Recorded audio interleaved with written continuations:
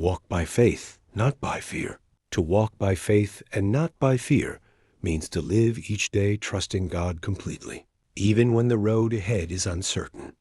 Faith is not about having all the answers. It's about believing that God does. The Bible says in 2 Corinthians 5-7, "For we walk by faith, not by sight."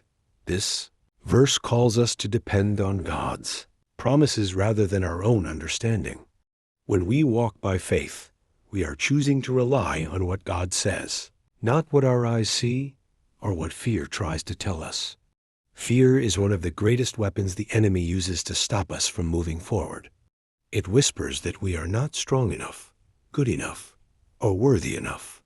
But faith reminds us that God is with us and that His strength is made perfect in our weakness. When we trust in Him, fear loses its grip. Faith gives us courage to keep going, even when the outcome is unknown. Walking by faith doesn't mean life will always be easy. It means believing that God is working all things together for our good, even in the middle of our trials. Just as Peter stepped out of the boat to walk on water toward Jesus, we too must step out in faith, keeping our eyes on Christ.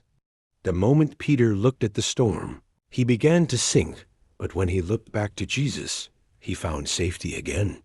In the same way, when we fix our focus on God instead of our fears, we rise above life's challenges. Faith is not the absence of fear, it is the decision to trust God in the face of it.